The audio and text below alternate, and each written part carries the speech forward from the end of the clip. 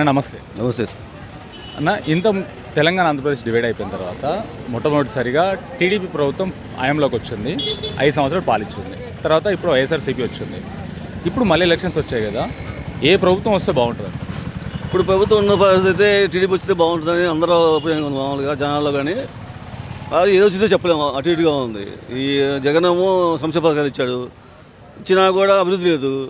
కాకపోతే ఇప్పుడు రుణమాఫీ అని చేశాడు, అవి వస్తే 50-50 అనుకుంటున్నాం. లేకపోతే టీడీపీ వచ్చింది అనుకుంటున్నాం. ఎందుకు టీడీపీ వస్తుంది అనుకుంటున్నాను? ఎందుకంటే ఇప్పుడు జగన్మోహన్ రెడ్డి నవరత్నాలు ఇచ్చారు కదా. అదే చెప్పాను కదా, అభివృద్ధి లేదు కదా. ఇచ్చాడు, ఇప్పుడు ఈ మద్యపానం అన్నాడు, మద్యపానం సీపీలు ఇచ్చి ఆరోగ్యాలు పోగొడుతున్నాడు. ఆడవాళ్ళలో కూడా వ్యతిరేకత ఉంది. మా భర్తలు నాశనం చేస్తున్నాడు అది అనేది ఆడవాళ్ళు కూడా వ్యతిరేకత వచ్చింది. మాకు ఇస్తున్నాడు డబ్బులు చేసుకో, మా ముగ్గురు సాధిస్తున్నాడుగా, మండమప్పుల బతకాల మేము అన్న టైప్లో ఉన్నారు.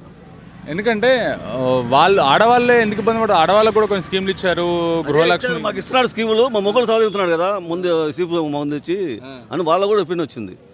నేను కావట్లేదు, ఆడవాళ్ళకి ఇస్తున్నాడు, మాకు ఇస్తున్నాడు చేసుకో, మా ముగ్గురు లేకుండా ఎవరికి పెట్టాలి, మునుమ తిరగాల బజార్లో అన్న ఒపీనియన్ వచ్చింది ఆడవాళ్ళు కొంతమందికి.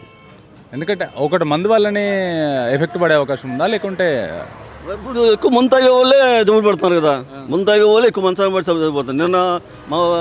మొన్న మా ఇక్కడ ఒక పల్లెలో ఒక రోడ్డు చనిపోయాడు, ముందు వాళ్ళని ఇప్పుడు పాడైపోయి చనిపోయాడు నిన్నగా మొన్నే.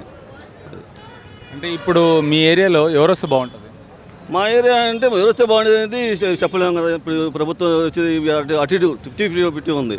ఎవరైతే బాగుండేది అంటే నేను టీడీపీ మామూలుగా ఇక్కడ టీడీపీ వస్తే బాగుంటాను, వైసీపీ కూడా వస్తే బాగుంటారు. ఇది మా మండలం వచ్చేలాగే వైసీపీ మండలం, ఫస్ట్ నుంచి కాంగ్రెస్ మండలము. మా ఊరు వచ్చేలకే టీడీపీ ఫస్ట్ మెజార్టీ, మొన్న వైసీపీ మెజార్టీ వచ్చింది. ఈ దాబా గురించి చెప్పలేము, ఇక్కడ ఏం చెప్పలేము. మా ఫస్ట్ గడ్డ అంతా ఈ గడ్డ ఫస్ట్ టీడీపీ, మా మండలం మొత్తం వైసీపీ అయితే, కాంగ్రెస్ అయితే కాంగ్రెస్ ప్రభుత్వం ఉన్నప్పుడు కాంగ్రెస్, తర్వాత వైసీపీ, ఇప్పుడు టీడీపీ మాది. ఏం డెవలప్ అవ్వలేదు మీ ఏరియాలో? ఈ 5 ఏళ్ళలో అసలు సిమెంట్ రోడ్లు లేవు, ఏంది ఒక మంచినీళ్ళు లేవు, మంచినీళ్ళు మంచినీళ్ళు పండిస్తున్నారు. ఈ నిత్యావసర వస్తువులు రేట్లు పెరిగినాయి ఇళ్లలో.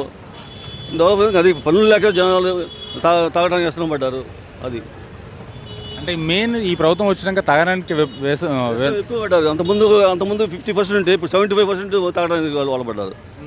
సీపులు క్రేనా ఈ డబ్బులు ఎక్స్ట్రా ఇచ్చేదానికి ఆడవాళ్ళ దగ్గర కొట్టి డబ్బులు తీసుకుంటున్నాం. మగవాళ్ళు ఆడవాళ్ళు కొట్టి తీసుకుంటున్నారు. మేము సూత్రం ఉన్నాం, కొన్ని ఎవరు పోతాము, అరుతుంటాము, అవి జరుగుతున్నాయి. అంటే దాని మీద ఎక్కువ ఎఫెక్ట్ పడడం వల్లనే అదే సంక్షేమ పథకం ఇచ్చాడు కానీ మా అభివృద్ధి లేదు. ఈ మందు వల్ల, నాశనక మందు వల్ల ఈ కొన్ని జనాలు ఆలోచన పడ్డాయి.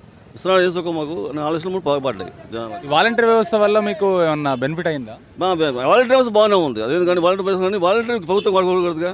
వాలంటీర్ వ్యవస్థ బాగానే ఉంది. ఇళ్ళకి వచ్చి డబ్బులు ఇవ్వడం జనాలకు కానీ ఏమన్నా అవసరాలు కానీ మీరు ఎప్పుడో దిగని అంటాం కానీ బాగానే ఉంది. వాలంటీర్ వ్యవస్థ బాగానే ఉంది. వాలంటీర్ వ్యవస్థ బాగుంది కానీ మాత్రము ఎలాంటి డెవలప్మెంట్ లేదంటారు. ఉద్యోగ వ్యవస్థ బాగుంది. ఉద్యోగం ఏమొచ్చింది?